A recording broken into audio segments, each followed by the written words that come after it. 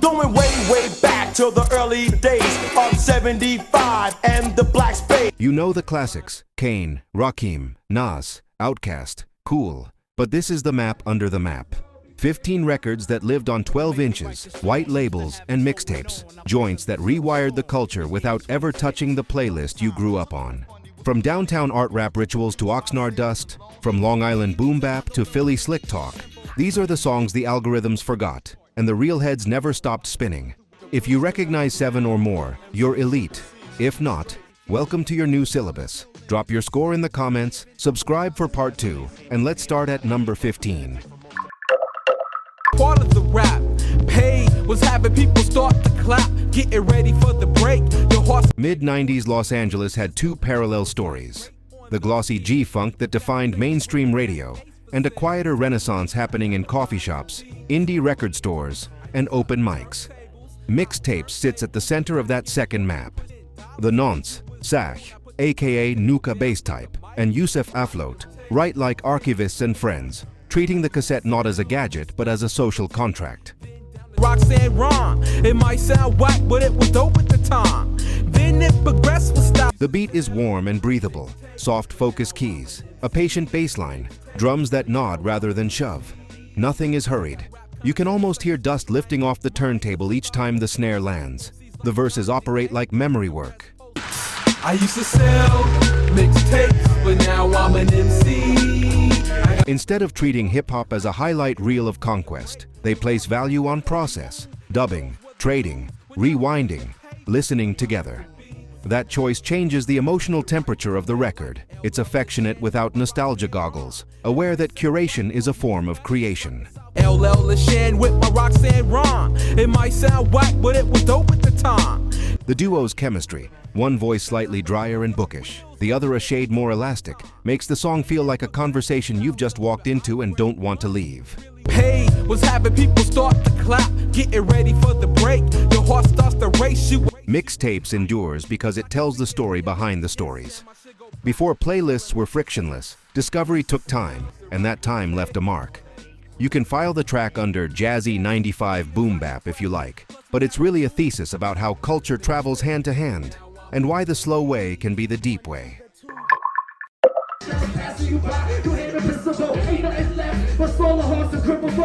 Natural Elements never got the album rollout they deserved in the 90s, which is why their singles feel like carefully cut gems left on the counter. 2 Tons is a weight class demonstration. A Buta, L Swift, and Mr. Voodoo threading internal rhymes at conversational speed over a buttery loop. The groove is classic East Coast restraint, warm sample bed, crisp drums, bass that sits low and polite, but the language is where the record lives.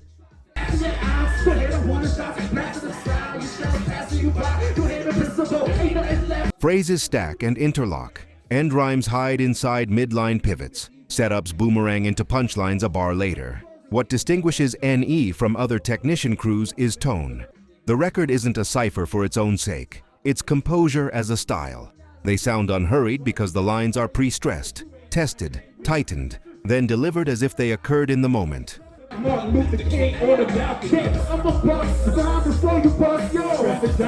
That creates a listenable density. You catch the surface wit on first play, then hear the scaffolding on the second and third. It's also a time capsule from the indie major gray zone, when 12 inches with immaculate B-sides could outlive full lengths with messy marketing. 2 Tons is hip-hop as craft talk.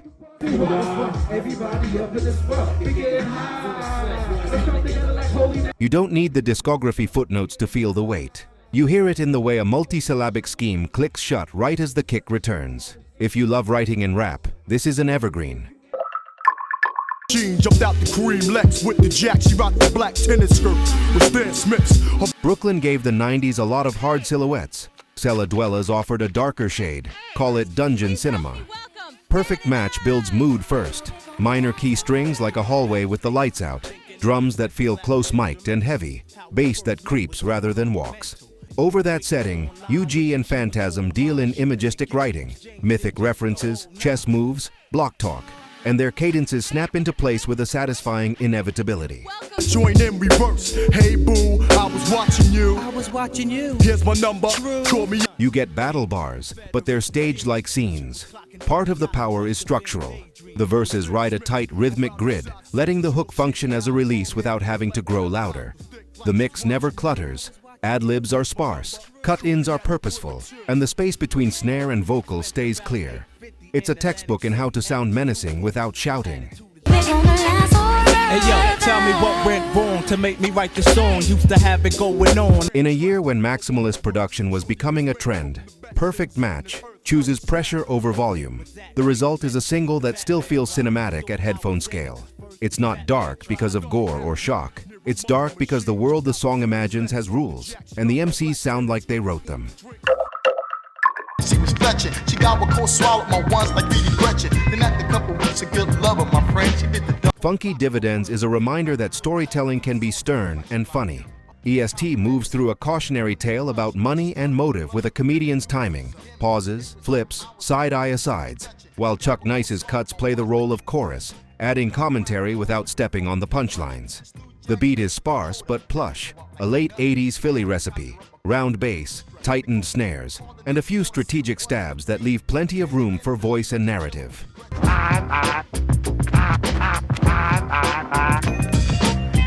What's striking today is how modern the pacing feels. Each verse lands a setup and payoff within a small arc, then advances the larger story.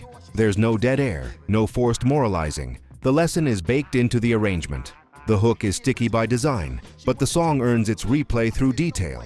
Small descriptions that make the characters feel like people you might actually know. too many problems in this world. So go on ahead with your Jerry girl. She won the Jeffersons and Lincolns. I said a lot of records from '89 chase scale. Bigger drums, denser samples, louder ad-libs. Funky Dividends goes the other way and wins on clarity.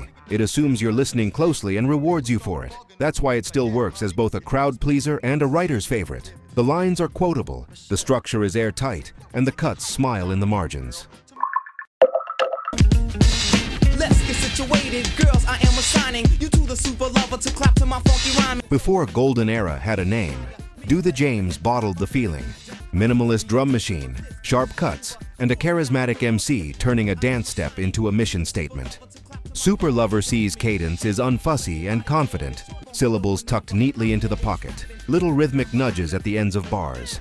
While Casanova Rudd's DJ work frames each punchline with scratches that answer, rather than interrupt. Be with it, 'cause I'm rocking the hip hop to make it get down, so do the James.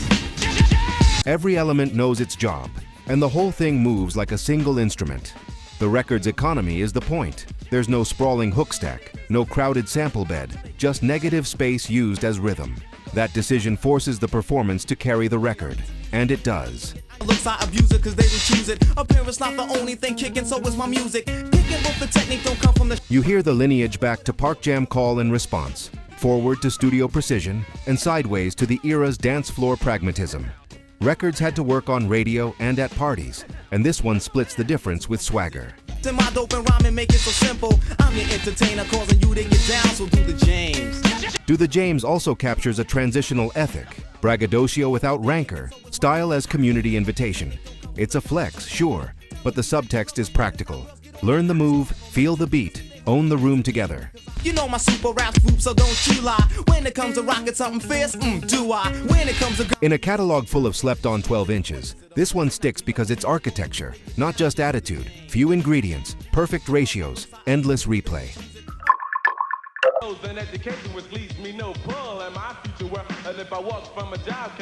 By 1983, rap's party rock DNA was mutating into something sharper. The Message had opened the door. The Fearless Four walked through it with a record that swapped Park Jam chants for a news bulletin. The beat is electro-funk minimalism, anxious synths, clipped drum machine hits, bass that steps instead of struts, leaving a clean metallic surface for the MCs to carve on.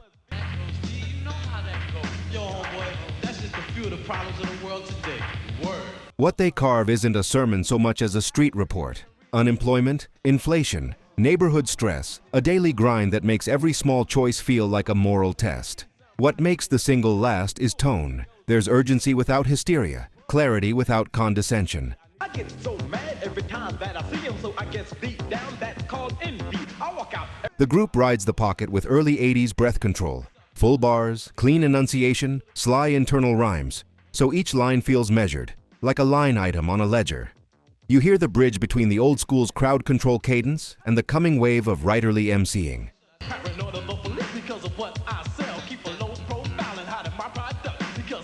And you hear how a major label sheen doesn't have to sand down truth, it can amplify it. Long before conscious rap became a marketing lane, this is what it sounded like when the party mic pointed at the city and refused to flinch.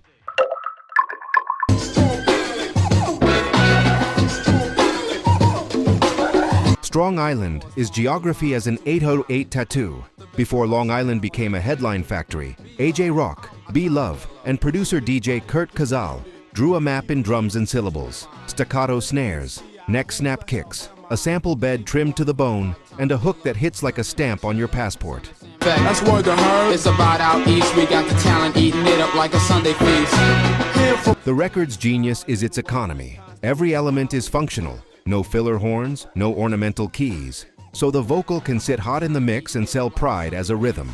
Lyrically, it's a neighborhood handshake, specific enough to feel local, engineered enough to travel. Like a Sunday feast. Hear from the doctor, go get the priest, cause as of now, MC. The flows are push and release, tight bursts followed by half-bar breaths, which gives the drums room to swing without ever losing precision.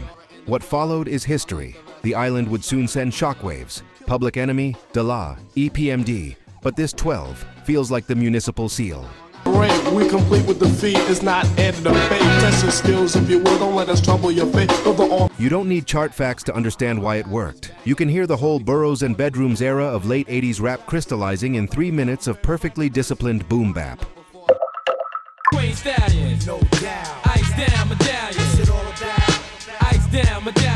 Queen's rap has a particular shine. Street language over jewel box loops, cool delivery that never raises its voice.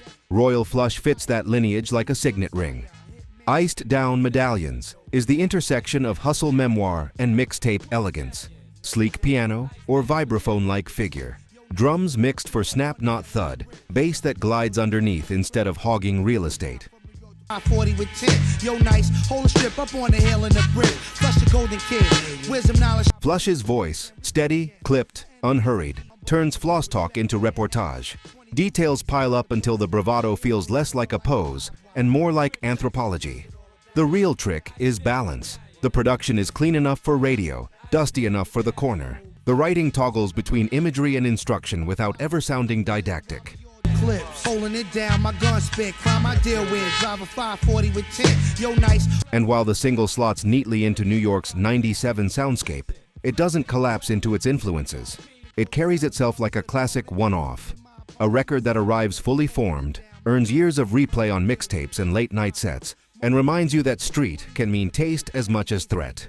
This video is sponsored by the Lore Store on Amazon, your one-stop shop for music lovers across reggae, rock, pop, and hip-hop.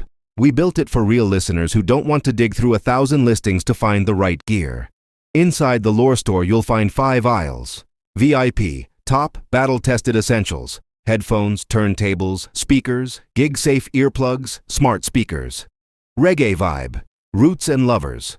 Rock made easy, automatic decks, warm bookshelf speakers, vinyl care. Rock lore, classic rock must-haves, open back cans, simple amps, living room concert vibes. Pop lore, feel-good everyday setups, clean, clear speakers, easy streaming, nostalgia-friendly picks. Hip-hop must-haves, punchy bass without the muddle, closed-back headphones and living room systems that handle low-end, plus a rotating crate of old album vinyl if you're rebuilding a 60s-90s collection. Every product page tells you who it's for, 3 pros, 1 con, and why we picked it. So you can choose with confidence. Flying soon? Check. VIP for noise canceling that tames plane roar. Mostly listening at home? Try open-back headphones that let live albums breathe. Want instant gratification vinyl? Our fully automatic turntable is 1 button from silence to music, and the record cleaning kit knocks down crackle so the bass tightens up. Headed to shows? Grab high-fidelity earplugs, hands-free at home. Our smart speaker picks let you say, play 70s reggae or classic pop, and you're there. Deal alert. If you use the link in the description, you'll land on our curated picks with current best available Amazon pricing and active discounts where applicable. Prices change, so buy now to lock in today's deal. Tap the link in the description, Pick your aisle, grab a favorite, and tell me which category you want me to build next. The Lore Store. Listen better, with gear that gets out of the way and lets the music live. Loose with E Swift, going to town with the Lex, end up in A-T-L-O-O-T. Before Mad Villainy, before a dozen alter egos, there was the Oxnard Trinity. Madlib on the crates and the boards, Wild Child on the mic, DJ Rome's on the cuts. Whenimondamic is the calling card. A study in swing where nothing is exactly on the grid and everything still locks. Baseball play on track, I don't still clean. Represent the conscious style until it hits the streets. My backbone attack rap. The loop is dusty but luminous. The drums feel hand-placed rather than programmed, and the scratches act like commas, shaping breath and meaning. Wild Child's cadence rides the off-kilter rhythm like a surfer who trusts the wave more than the shoreline. Lunch already, yes, past lunch. I eat MCs like Captain Crunch. I attack and I punch. Rapping is such different style. The magic here is pocket. Madlib leaves negative space in odd places, so syllables fall into tiny pockets you don't expect on first listen. By the third, you can't imagine them landing anywhere else. All of your jaws get broken. Styles no joking. Battling, straight up battling is what I'm provoking. But I'll die before. It's head nod music with an inside joke. The beat sounds thrown together until you try to rap on it and realize it's booby-trapped for amateurs. Stone's Throw would go on to define an entire left field lane. This is the blueprint in miniature. Playful, dusty, deceptively exact.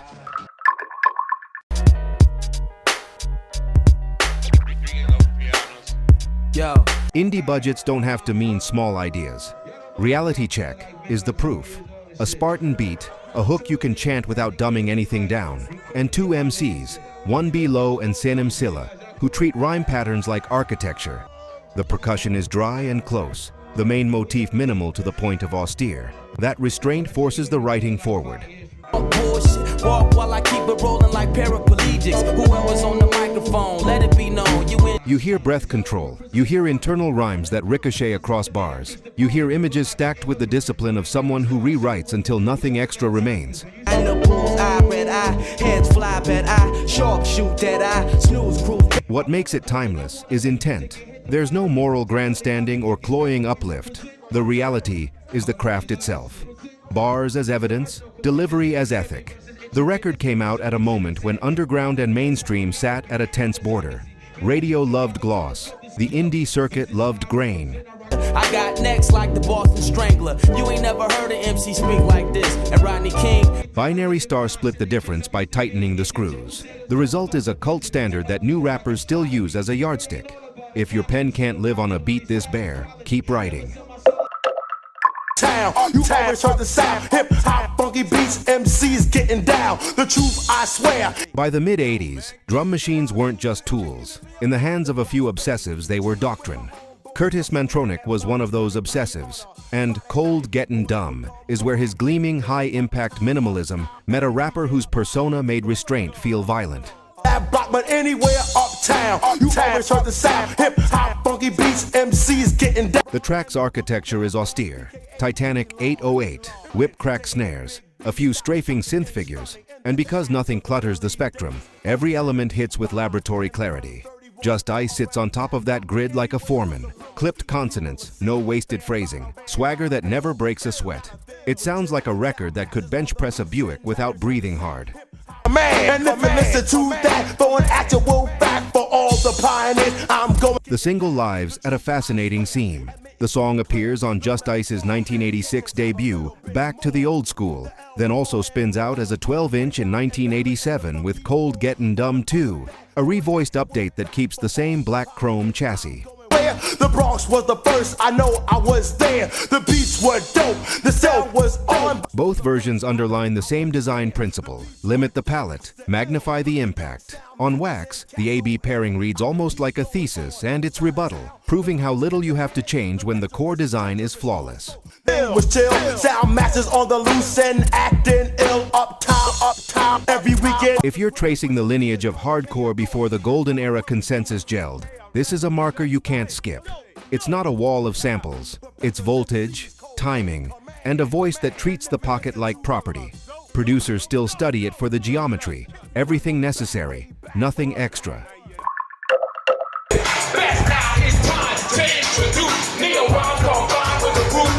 Hip-hop has a few records that feel like doors swinging open. It's Yours is one of them. Rick Rubin, still an NYU student, produces with the Spartan bravado that would soon define an era. Dry drum machine cracks, oceans of negative space, and a stentorian voice issuing commands that echo like edicts.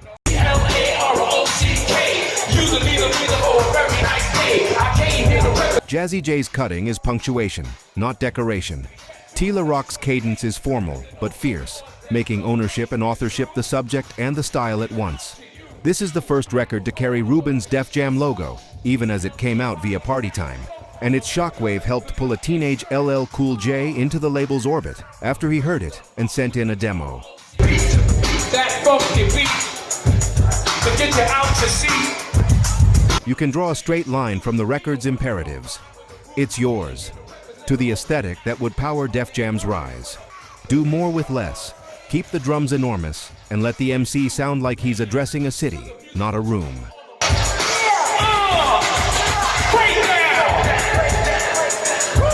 Historically, It's Yours sits between the Park Jam exuberance of the very early singles and the sample-stacked maximalism that followed. Artistically, it's an argument that hip-hop could be modernist, steel, silence, command.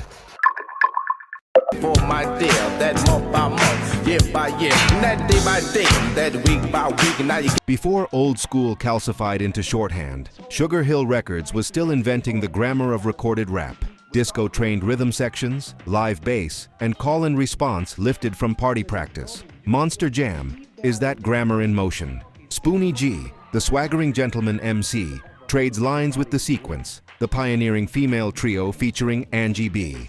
My walnut hips, everyone see me. Walk down the street, they know I'm the one with the fox. Angie Stone. And the feel is communal, almost theatrical. The groove is Sugar Hill through and through.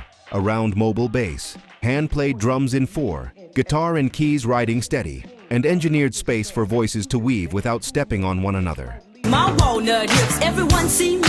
Walk down the street, they know I'm the one with the fox to be. What makes the record quietly radical is the casting. This isn't women stuck on a hook, it's women MCs in the cypher, answering and steering. Sylvia Robinson's house aesthetic is everywhere, R&B musicianship translating party instincts into radio-tight structures, while the MCing stays playful and unscripted enough to feel live. I'm the thing of the bell before it goes down. With my brown eyes and my cherry lips, you can't Monster Jam catches Sugar Hill precisely at the pivot from novelty to craft, and reminds you that variety, of voices, of textures, was in the building from the start. Round 2, new fight, words of life, you gotta see this. Locked in Mortal Kombat is Doctor Strange and the Genius. Concept rap dates back decades, but very few concept records have the game within a game joy of Secret Wars, Part 1. The premise is deliciously simple. Pit Marvel heroes and villains against hip-hop greats in imagined battles, then narrate the matchups with the breathless intensity of a ringside announcer. New fight, words of life, you gotta see this. Locked in Mortal Kombat is Doctor Strange and the Genius. Yeah, son, he's no match. What could have been a gimmick becomes craftsmanship because of two things. First, The Last Emperor's mimicry, a gift for channeling other MCs' cadences without slipping into parody. Second, the writing's precision, setups that foreshadow payoffs, internal rhymes serving as feints, punchlines that land on bar lines like clockwork. Dr. David Banner, or should I say the Incredible Hulk when he's amped off the gamma, but Reggie Noble soon became the... Part of the track's legend is logistical. It first circulated on independent 12Es in the late 1990s, then resurfaced in a remixed form when Prince Paul gave it an official push. Later, digital releases labeled an original version. In a rough-like manner, specifically between Reggie Noble and Dr. David Banner, or should I say the Incredible Hulk when he... That mosaic isn't a bug. It's the nature of underground classics that outlive any single release date. The points that matter are stable. The record announced a writer with an almost novelist sense of play, and the culture handed it back a long afterlife. I've interviewed with a brother named Common Sense. Yeah, it's Common Sense. A nice man tried to freeze me, so I took him to Chicago. Listen today and you still feel the double pleasure it promised at first issue. If you love comics, the references sparkle. If you love rap, the technique does. Either way, it's the rare concept that's also a banger. This is the mellow they call the rail, the rock. Beat Bop isn't just a record, it's a room you enter. 10 minutes long and largely improvised, it opens like an urban seance, echoed hand claps, dub-thick reverb, a bass figure that doesn't so much keep time as fold it. Trying to pop with no respect. Niggas waiting at the station for the big paycheck. Homeboys got Rammellzee, a graffiti philosopher with a voice like a nasal incantation, and K-Rob, a downtown stylist with nightclub poise, circle one another like boxers and poets. Meanings collide, drift, reform.